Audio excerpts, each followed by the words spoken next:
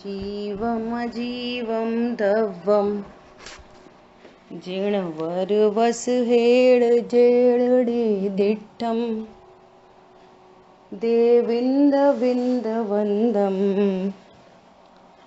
वन्दे तं सर्वदा शिरसा। द्रव्य संग्रह जी ग्रंथ, और इस ग्रंथ में अपनी चर्चा चल रही है तीसरे अधिकार में सम्यक दर्शन ज्ञान चारित्र का निश्चय व्यवहार स्वरूप कहने के बाद आचार्य देव ने 5 परमेष्टि भगवान के स्वरूप को कहा, और 5 परमेष्टि भगवान का स्वरूप कहते हुए आचार्य भगवान ने ध्यान की प्रेरणा की कि ध्यान करना चाहिए। सभी लोग अपना फोन म्यूट कर लें प्लीज।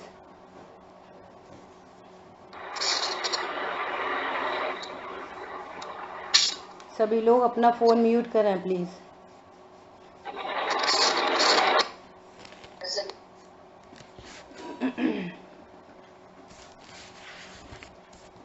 तो ध्यान की चर्चा करने के लिए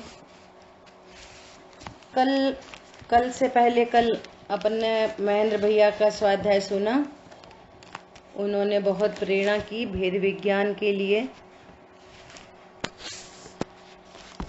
अपन ने 55 नंबर गाथा में ध्येय, ध्याता, ध्यान और ध्यान का लक्षण, ये 4 चीजों पर अपन ने चर्चा की। शायद विषय स्पष्ट हुआ होगा आपको कि ध्येय मतलब जिसका ध्यान करना है, ध्याता मतलब जो ध्यान करता है, और ध्यान ज्ञान की पर्याय है, और अभेद करके पूरी आत्मा को भी ध्याता कहते हैं। ये हमें ध्यान रखना चाहिए, ठीक है। और ध्यान क्या है कि ध्यान एक गे पर उपयोग गया, उसकी निरंतरता का नाम ध्यान है। हमने देवशास्त्र गुरु के स्वरूप को जाना और हमारा ज्ञान उधर ही ठहर गया, तो उसका नाम व्यवहार ध्यान है। और अपने स्वरूप को जाना और उपयोग स्वभाव में ही ठहर गया, इसका नाम निश्चय ध्यान है। और व्यवहार और निश्चय ध्यान का फल है, व्यवहार ध्यान का फल है गृहीत मिथ्यात्व का त्याग, और निश्चय ध्यान का फल है अग्रहीत मिथ्यात्व का त्याग और रत्नत्रय की उत्पत्ति। बोलिए अजय भैया क्या बोल रहे हैं? ये आपने कई बार बता दिया, मैं थोड़ा ध्यान में नहीं आ रहा अभी। 6 सामान्य गुण कौन कौन से होते हैं? 6 सामान्य गुण: अस्तित्व गुण, वस्तुत्व गुण, प्रदेशत्व गुण, प्रमेयत्व गुण, अगुरु लघुत्व गुण।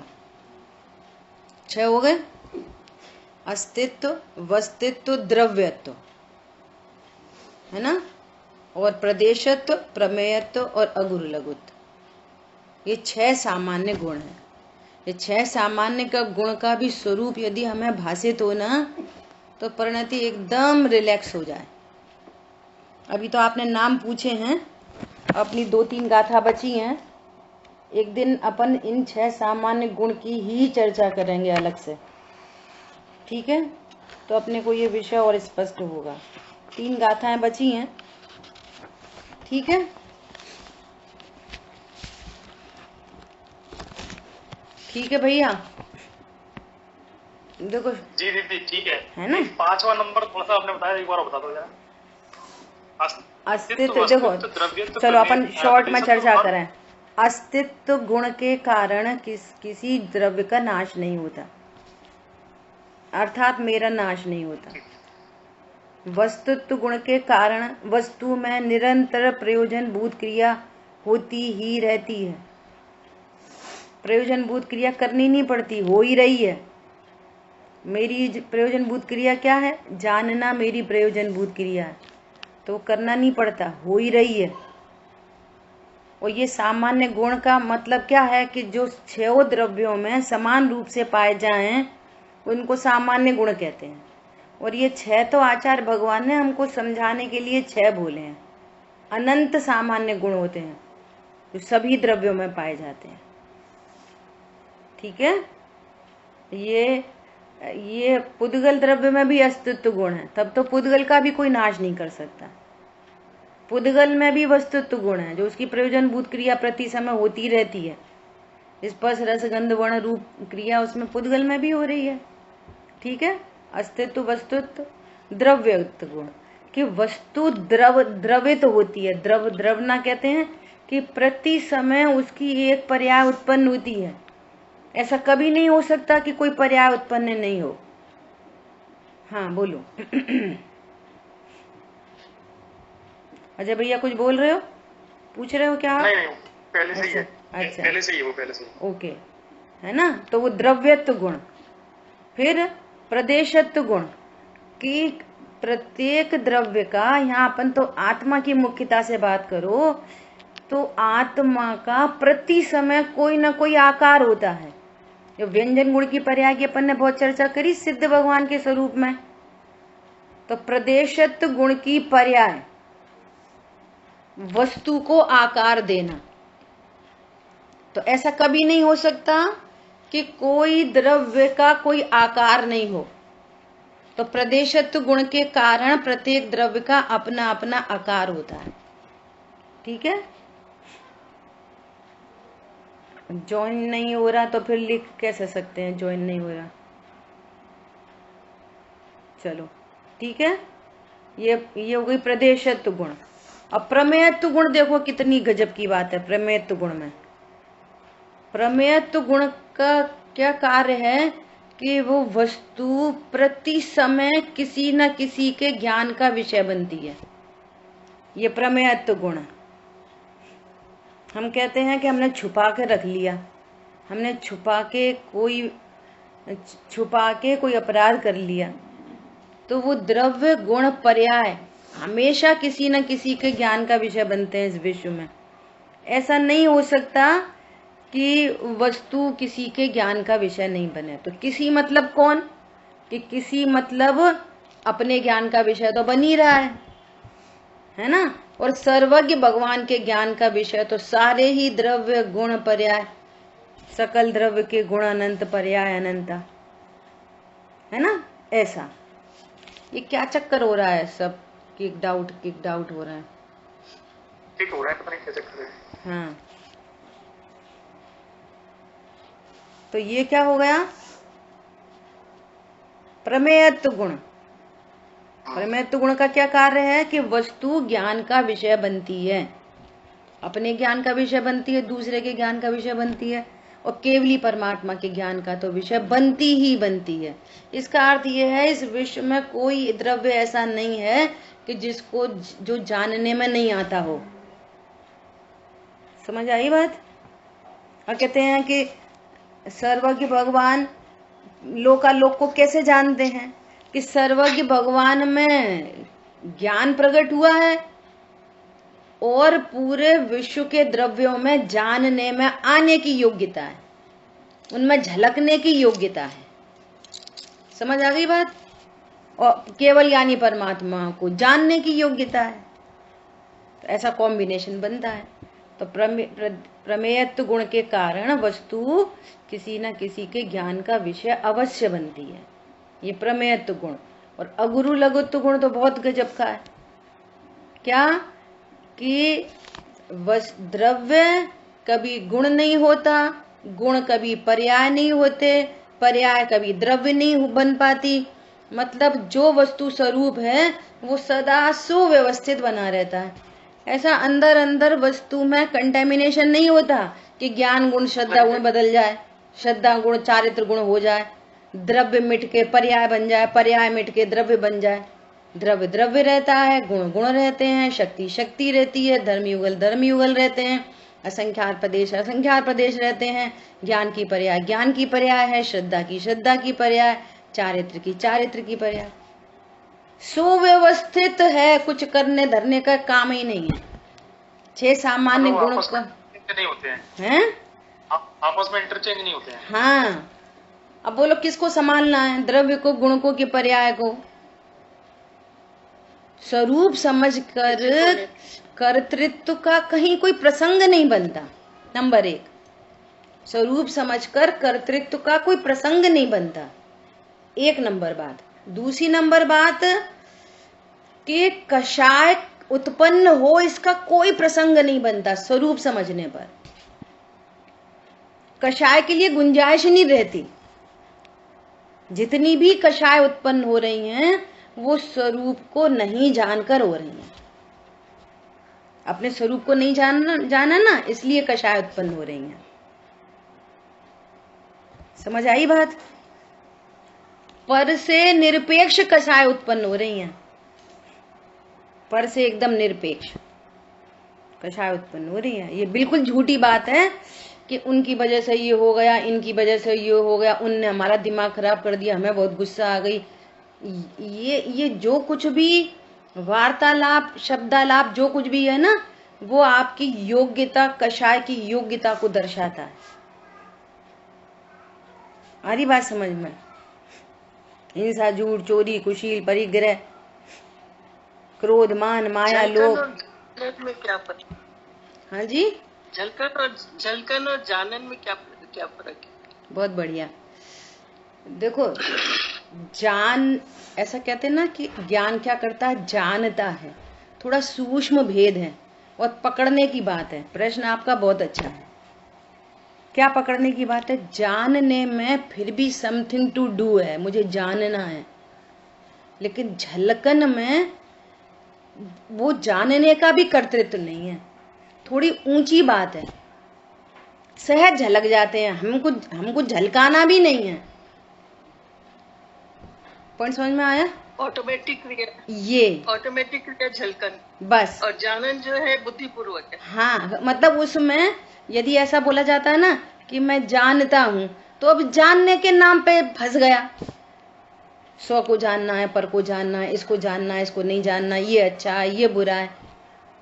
जानने के नाम पर भी, इसलिए मैं जानने वाला हूं ना, इस बात को जानने पर भी मोह नहीं गलता। इतनी दूर से चले आए क्या? हम शरीर वाले नहीं, हम कर्म वाले नहीं, हम कषाय वाले नहीं, हम जानने वाले हैं। तो हमको जानना है। जानना मतलब समथिंग टू डू। इसको जानना अच्छा है, उसको जानना बुरा है। पाप भाव को जानना बहुत बुरा है, पुण्य भाव को जानना अच्छा है। अरे वो दोनों भी बंद के कारण। वीतरागता को जानना अच्छा है, स्वभाव को जानना अच्छा है। तो जानने में राग द्वेष खड़े रह जाते हैं। ये बहुत इंपॉर्टेंट बात है। और सहज झलक जानने में पुरुषार्थ हो रहा है, झलकन में कोई पुरुषार्थ नहीं। नहीं, ऐसा नहीं, ऐसा नहीं। मतलब पुरुषार्थ, बिना पुरुषार्थ के तो कोई पर्याय होती नहीं है। और वो पुरुषार्थ भी सहज होता है। यहाँ तो एंगल दूसरा है। क्या एंगल है कि कोई ऐसा कहता है ना कि मैं जानने वाला हूं, तो जानने में भी कर्तृत्व की लगार रह जाती है और सहज झलक जाते हैं। एक बात, सहज झलक जाती है, एक बात। नंबर दूसरी बात कि कुछ भी झलक जाए, मेरे में कुछ होता ही नहीं, मैं तो परिपूर्ण तत्व हूं। ये झलकन में अकर्तृत्व, अभोक्तृत्व का एंगल बनता है। समझ में आ रही है बात? थोड़ी गंभीर बात है। जानना और झलकाना, ये डिफरेंस है दोनों में। लोग झलक जाता है, केवली परमात्मा जानने नहीं जाते किसी को, क्योंकि वह राग द्वेष नहीं है। तो केवली परमात्मा के लिए लोग झलक गया। झलकता तो हमको भी झलकता ही है ना, लेकिन उसके साथ में राग द्वेष की उत्पत्ति होती है। तो बस ये गड़बड़ है। और स्वरूप समझते हैं, ओहो मेरा स्वभाव भी मात्र झलकाने का है। अब झलकाने का भी नहीं, झलक जाती हैं चीजें अपने आप, और मेरे को उससे कोई संबंध नहीं। पाप परिणाम भी झलक गया, मेरे में क्या हुआ? झलक गया, वो झलक गया, मैं नहीं झलकाने गया। शुभ भाव भी झलक गया, अरे छोड़ो, वीतरागता भी झलक गई, और मैं तो परिपूर्ण तत्व हूं। ये झलकाने में थोड़ी सुपीरियर क्वालिटी है। और ये ज्ञान में, स्वरूप जानने में आता है तो ज्ञान रिलैक्स हो गया। अब कुछ भी झलक जाए, पाप परिणाम झलक जाए तो क्या क्या फर्क पड़ता है मेरे में। अब वो रॉन्ग वे में जाता है तो वो ये समझता है अच्छा पाप करते रहो, झलक करते रहो, नहीं तुम अकर्ता हो। होने योग्य पाप होता है, होने योग्य पुण्य होता है। कोई अपनी चॉइस से पाप पुण्य को घटा बढ़ा नहीं सकता। समझ में आ रही है बात। और ये अच्छा तो फिर होने दो कि हाँ होने दो, तुम स्वरूप समझ के अपने को अकर्ता स्वीकार करो तो बात बन गई। अनंत कर्मों का अभाव होने पर उस जाति के पुण्य पाप बिना फल दिए खिर जाते हैं। ये टेक्नोलॉजी है, आनंद की टेक्नोलॉजी यही है। देखो एक बात याद आ रही है इस पॉइंट पे कि तो फिर होने दें। अभी अभी जबलपुर की बात बताई ना कि एक भैया उनकी मदर एक्सपायर हो गई, तो किसी ने ऐसा बोला कि देखो वो 1 महीने से 2 महीने से परेशान थी, लेकिन फिर भी इतनी शांत मुद्रा, एकदम शांत परिणामी, और लास्ट में हॉस्पिटलाइज करना पड़ा तो भी संबोधन को बराबर स्वीकार कर रही थी, है ना। और एकदम कोई चेहरे पे उनके शंका नहीं थी, कोई भय नहीं था ऐसा। तो इसके कंट्रोवर्सी में किसी ने ऐसा बोला कि बोलो लोग ऐसा कहते हैं कि भैया इतने दिन तक बीमार नहीं रहे, हार्ट अटैक हो जाए काम खत्म। पॉइंट समझना, ये तो एक महीने तक घिस रही थी, हार्ट अटैक हो जाए काम खत्म। ऐसे लोगों का कुछ वो रहता है ना। तो भैया 1 महीने तक बीमार होने पर भी उनका ज्ञान कितना शांत है। एक बात हो गई। नंबर दूसरी बात, तो बोले कि अच्छा हार्ट अटैक हो जाए तो क्या प्रॉब्लम है। तो वो बोले कि अगर हार्ट अटैक हो गया ना तो व्यक्ति को सोच विचार का टाइम ही नहीं है कि वो भेद ज्ञान कर सके या कोई चिंतन कर सके। यहाँ तो 1 महीने तक चल रही है तो कम से कम चिंतन की धारा बन रही है, हार्ट अटैक में तो चिंतन की धारा ही नहीं बन पाएगी। समझ में आ रही है बात। बोलो ये पॉइंट पकड़ में आया। तो हार्ट अटैक की मौत अच्छी है कि ये वाली मौत अच्छी है कि भैया कम से कम सोच समझने का टाइम तो मिला, कम से कम समाधि से देह तो छूट गई, और यहाँ तो सोचने का ही टाइम नहीं मिला, कुछ चिंतन ही नहीं कर पाए। क्या समझ में आ रही है बात। तो अच्छा यदि कोई सोच समझ का किसी को टाइम लग जाए, मिल जाए किसी को 1 दिन 2 दिन सोचने समझने का टाइम मिल जाए अगर, तो अच्छी सोच विचार करके अपनी गति बदल सकता है कि नहीं बदल सकता। बोलो। नहीं बदल सकता। बोलो गजब जो हो गई। होने योग्य है वो जो उसको होने दीजिए और अपना स्वरूप को समझकर और अपने परिणाम में रहे। सहज रहने का प्रयास करना। समझ में आ रही है। क्या कहना है कि तुम इस भव के बाद दूसरे भव की गति सुधार लो, वो तो छोड़ो। भगवान के भामंडल में भविष्य के 3 भव दिखते हैं, तो ये मान के चलो कि हमने अगले भव सुधार लिया, और 2 भव तो और दिख रहे हैं जो फिक्स हैं, उनको तो अभी नहीं सुधार सकते, उनकी गति तो अगले भव में बंधेगी। अभी 3 भव की गति तो बन नहीं सकती, अभी तो बहुत से बहुत अगले भव की बंधेगी, अभी अगले भव की बंधेगी। और वहां पे 3 दिख रहे हैं, 1 2 3। वर्तमान का तो अभी है ही 1 2 3, और ये फिक्स है, तो ये भी दोनों फिक्स हैं, और इसकी गति यहाँ पे बंधेगी और इसकी गति यहाँ पे बंधेगी। तो तुम किसको सुधार लोगे, किसको बिगाड़ लोगे। पॉइंट समझ में आया। भामंडल में 7 भव दिखते हैं, जिसके यदि होते हैं तो व्यवस्था है। ये तो एक पूरे स्वरूप क्यों कहा जा रहा है हमसे, इसलिए कहा जा रहा है इस पूरे स्वरूप को जानकर ज्ञान एकदम रिलैक्स हो जाए, इसलिए बताया जा रहा है ये स्वरूप। मैं मात्र ज्ञाता तत्व हूँ, अकर्ता तत्व हूँ, अभोक्ता तत्व हूँ, इस बात का निर्णय करके ज्ञान रिलैक्स। और फिर भी अन्य कषाय के उदय में वे भाव उत्पन्न हो सकते हैं, प्रत्याख्यान संजुलन संबंधी, लेकिन यहाँ पर ज्ञान स्वरूप का निर्णय करके निश्चिंत है। कषाय को भी जान रहा है लेकिन अपने को भगवान आत्मा जान रहा है ज्ञातृत्व के कारण। ये है गजब की बात है। इसलिए परिणाम सुधारना मतलब अपने को अकर्ता देखना, ये सुधरा हुआ परिणाम है। और मैं परिणाम सुधार सकता हूँ, ये उपदेश तो हो सकता है, परंतु इसको एज इट इज फॉलो करें कि हाँ मैं सुधार सकता हूँ, तो यही बिगड़ा हुआ परिणाम है। ये बिगड़ा हुआ परिणाम है मिथ्यात्व का।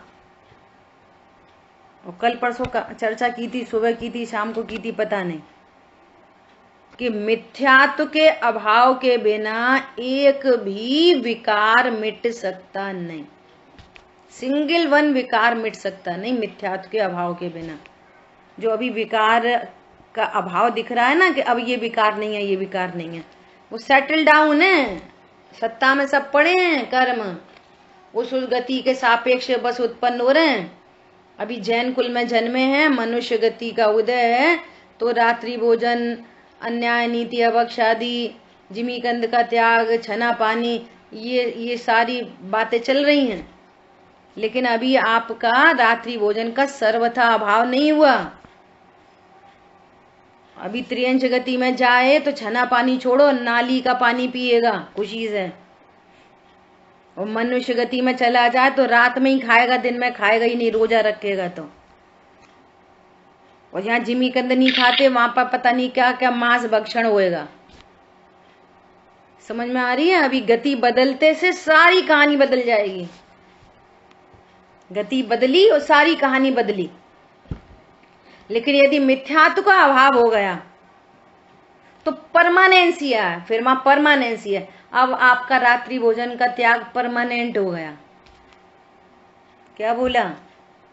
जिमीकंद आदि का त्याग परमानेंसी हो जाएगी वहां पर।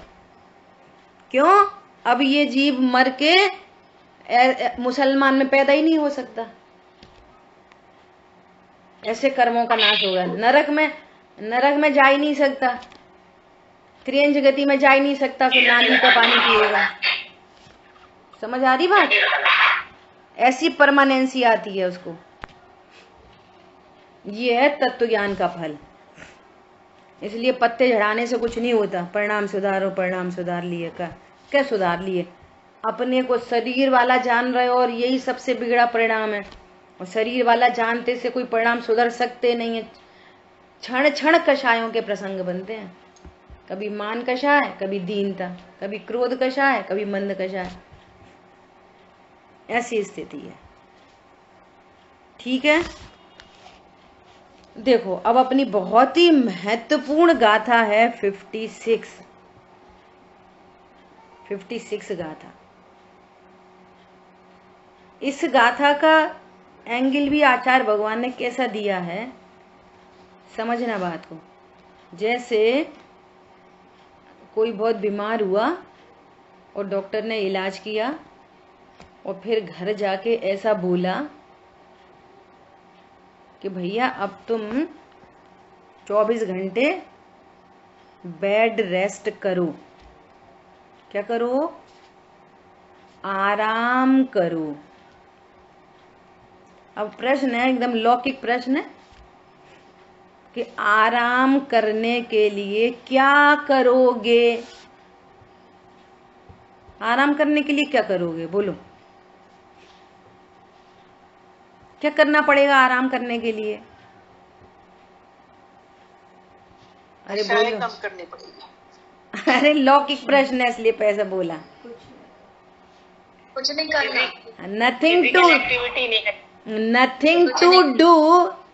Nothing to do equal to आराम करो। और शब्द पीछे क्या आ रहा है? करो। पीछे शब्द क्या आ रहा है? आराम करो। तो करो में कुछ करना है क्या? कुछ नहीं करना। कुछ नहीं करने का नाम है आराम करो। ऐसे आचार्य भगवान यहाँ कह रहे हैं। क्या कह रहे हैं? कि तुम ध्यान के लिए, सामायिक के लिए गए, अब हमको परम ध्यान करना है ना? तो परम ध्यान करने के लिए क्या करना? तो वो कह रहे हैं कुछ मत सोचो, कुछ मत बोलो, कुछ चेष्टा भी नहीं करो, अब ये निगेटिव नहीं करो के एंगल से बात चल रही है, ठीक है। अब ये कहना ही पड़ रहा है, क्या करें, वो करना समझता है। तो अब ये सामाय के लिए बैठा, बोलेंगे बैठा। अब कौन बैठता है भैया, कौन बैठता है? तो यदि आपने पहले ही घड़ा उल्टा रख दिया तो इसके ऊपर एक भी घड़े सीधे नहीं रख सकते। भैया हम तो बैठे, हम बैठे मतलब कौन, हम मतलब कौन, कौन बैठता है, कौन उठता है, कौन सोचता है, कौन बोलता है, शरीर की चेष्टा किसकी चेष्टा है? सामाय करने बैठते हैं हम तो। और जिनवाणी में लिखा भी है कि यदि आप सामाय करना चाहते हो तो क्या करो, ऐसे स्थान को ढूंढो जहां पर कोई तुम्हारे को टेंशन नहीं दे, जहां पर तुम्हारा ध्यान भंग नहीं हो, एकदम एकांत स्थान में। जैसे व्यापारी अपनी रकम को गिनते हैं कहाँ पे, चौराहे पे बैठ के, नहीं ड्राइंग रूम में बैठ के, नहीं किचन में डाइनिंग टेबल पे बैठ के, एकांत स्थान में। बोलो लौकिक रकम गिनने के लिए एकांत स्थान और दरवाजा बंद। तो ये पारलौकिक काम करने के लिए कहाँ पर बैठना, तो ऐसे चरणान योग से वो बताया जाता है। लेकिन अब आप ये विचार करो कि हम बैठते हैं, हम उठते हैं, कैसी डिप्लोमेसी है कि एक तरफ तो ये विचार करते हैं कि हम करता क्या आया है, और दूसरी तरफ हमारा सब हमारी बात माने, बच्चे बहुआ हमारी आज्ञा में रहें, हमें कोई रोग आदि नहीं है तो हम ज्ञाता। तो ये कैसी बात है, हमारा कोई अपमान नहीं करे, हमारा सम्मान होए, हैं तो हम ज्ञाता। ज्ञाता मतलब क्या? जो आपने आगम युक्ति न्याय से जिस बात का निर्णय किया है ना, तो उस निर्णय के लिए वो जो पर्याय अब सम्यक्त की ओर जाने वाली पर्याय हैं, तो जैसे अब कितने एग्जाम्पल याद आ रहे हैं कि जैसे समुद्र का किनारा आने वाला है, समुद्र मिलने वाला है, कोई नदी आने वाली है, तो नदी आने से पहले ही ठंडी ठंडी हवा आने लग जाती है। ऐसे ही ये रत्नत्र प्रकट होने से पहले सहज ही जीव को ऐसे परिणाम उत्पन्न होते हैं। कैसे? एकांत में बैठो, परंतु ये तो शब्द हैं, एकांत में बैठो। वास्तव में स्वरूप कैसा है? उसने निर्णय किया है कि मैं उठने बैठने वाला नहीं। जैसे किसी को पहली बार अपन ऐसा बोलते हैं, भैया स्वाध्याय में आया करो, और वो स्वाध्याय में 1 दिन आया, 2 दिन आया, तीसरे दिन उसको ललक हो गई, अरे ये तो बहुत अच्छी बातें हैं, मुझे तो बहुत अच्छी लगी, मैंने 1 दिन सुनी, मेरे चित्त में तो वही बात घूमती रही। तो वो सहजपने रोज आने लगता है। समझ में आ रही है बात? और लॉन्ग टर्म में बैठो, विचार करो, तो जिसकी भली होनार है तो सहजपने स्वाध्याय में ही आएगा, भली होनार वाला ऑटोमेटिक आएगा इधर। और जिन्हें नहीं, जिनकी भली होनार नहीं है वे नहीं आएंगे, बहुत प्रेरणा करने पर भी नहीं आएंगे। तो जैसे स्वाध्याय में आना एक सहज प्रोसेस है। अब स्वाध्याय में तो बहुत लोग आते हैं, लेकिन उनको तत्व ज्ञान समझ में नहीं आता, तो भी बने रहते हैं। एक काय के लिए बने रहते हैं कि सब लोग ऐसा कहेंगे हम स्वाध्याय करते हैं, हम मुमुक्षु हैं, एक ग्रुप में ऐड हो गए, लेकिन तत्व ज्ञान से कोई लेना देना नहीं है। 20 साल हो गए, उनको तत्व ज्ञान में प्रवेश ही नहीं हुआ, वो इधर उधर की फालतू की बातें बस। समझ आ गई बात? ज्ञान निश्चिंत नहीं हुआ, ज्ञान निर्भर नहीं हुआ, ऐसा। और किसी जीव को एकदम तत्व निर्णय पूर्वक उसका ज्ञान एकदम शांत हो गया। अब ये शांत ज्ञान भी सहजपने ये ध्यान की प्रोसेस में ऑटोमेटिक चला जाता है। तो बाहर से फिर ये सब बातें होती हैं कि भाई एकांत स्थान पे बैठो, इस दिशा में बैठो, ऐसे नमस्कार करो, पद्मासन लगाओ, खड़गासन में करो। परंतु निर्णय क्या है कि पद्मासन मेरा आसन नहीं, खड़गासन मेरा आसन नहीं। तो उस तरफ से इस गाथा का जन्म हुआ है। है ना। अब तुम यही बैठ बोलोगे कि हम तो पद्मासन में बैठ के करते, अब बोलोगे हम व्यवहार से करते, व्यवहार से बोल रहे। अब तुम्हारा निश्चय व्यवहार तुम जानो, ठीक है। तो अब देखो आचार्य भगवान क्या कह रहे हैं। मा चिट्ठः मा जंपः मा चिंतः किं विजेण होइथिरो अप्पा अपमियुरो इडमेव परम हवे झाणम। बोलो नहीं सोचो नहीं अर चेष्टा भी मत करो। चेष्टा मतलब कोई शरीर की चेष्टा। अब भैया हम पद्मासन लगा के बैठ गए तो तुम्हारे ज्ञान में पहले से चेष्टा हो गई, तो फिर पद्मासन लगा के तो बैठते ही हैं। हाँ बैठते हैं ये अलग बात है, लेकिन वो अकर्तृत्व का निर्णय करते हुए मैं तो ज्ञान स्वरूप हूं, पद्मासन भी लग गया लेकिन पद्मासन मैंने नहीं लगाया, ये चेष्टा मेरी चेष्टा नहीं है। इस निर्णय पूर्वक अब बोलना पड़ेगा कि बैठा है, इस निर्णय पूर्वक बैठा है। पद्मासन मेरी चेष्टा नहीं, पहले ही सीधा घड़ा है, ये कहना चाह रहे हैं। अब हरण से धरण से धरण से धरण से फिर कह रहे कुछ बोलो मत। अच्छा बोल नहीं रहे तो सोचना, सोचें तो सही ना, क्या सोचें? मैं ज्ञान स्वरूप हूँ। अब बोल नहीं रहे, हरण से धरण से नहीं बोल रहे, ज्ञान स्वरूपो हम। अरे वो कह रहे बोलो मत। अच्छा बोल नहीं रहे तो सोचना तो पड़ेगा ना, मैं ज्ञान स्वरूप हूं, मैं द्रव्य गुण पर्याय वाली वस्तु हूं, सोचना तो पड़ेगा ना। जब तक सोचने का भी परिणाम होगा तब तक मन इंद्री का अवलंबन चलता होगा, तब तक भी परम ध्यान नहीं होगा। जहां सोचना भी बंद हो जाएगा, अब सोच कुछ नहीं, वो ज्ञान अंतर। अब पिछली गाथा में कह दी थी कि विधि तो यही बनती है कि अंतर जल चलते हैं, बाकी 5 इंद्रियों का विषय छूट जाता है और एकांत रूप से मन के विकल्प चलते रहते हैं। मैं ज्ञान स्वरूप हूं, मैं परिपूर्ण हूं, मैं अनाहारी हूं, जो जो जैसा चल रहा हो। और फिर वो चलते चलते चलते वो वस्तु विचारत ध्यावते, वस्तु का विचार चल रहा है तो वो सविकल्प दशा है। वस्तु विचारत ध्यावते मन पावे विश्राम, मन का अवलंबन भी छूट कर रस स्वादत सुख उपजे अनुभवता को नाम, ये अनुभव प्रकट हो जाता है। इसको और समझने के लिए अब तो भैया लेट है, अब तो हमें सोना, नींद आ रही है, नींद आ रही है, लेट जाए।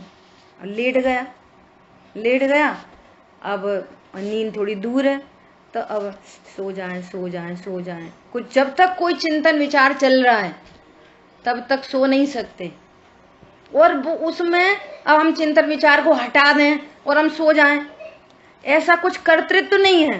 वो ऑटोमेटिक, कब वो कुछ सोच रहे थे सोते में, कुछ सोने के लिए जा रहे थे तो कुछ सोच रहे थे, सोचते पता ही नहीं चलता कि कब वो विकल्प खत्म हो गए और कब नींद आ गई।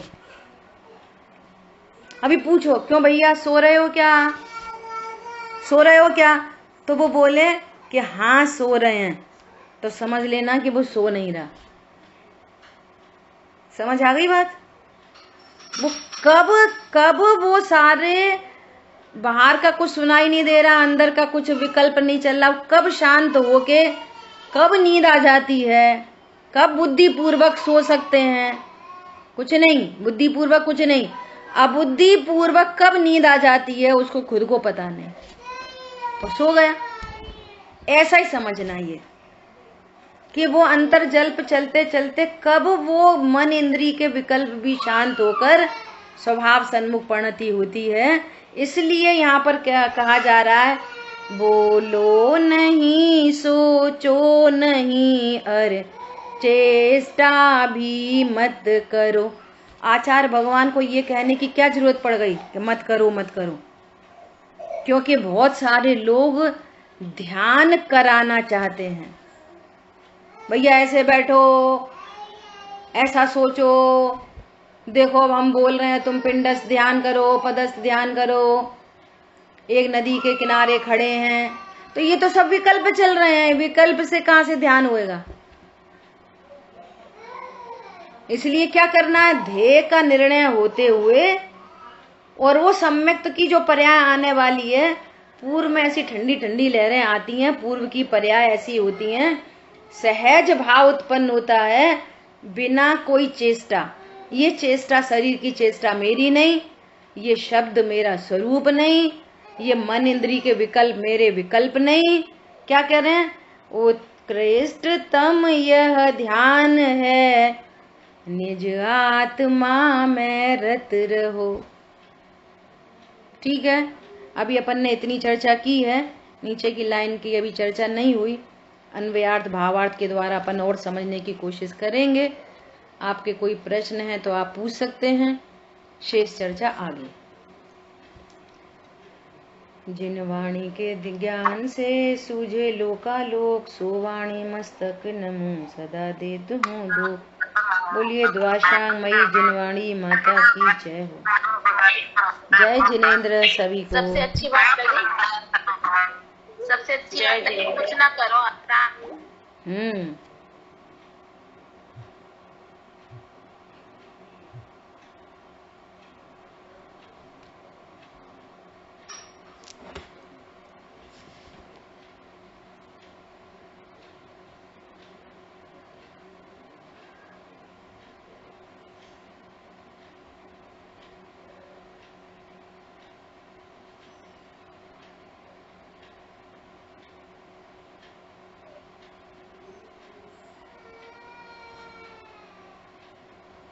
क्या हो गया बेटू?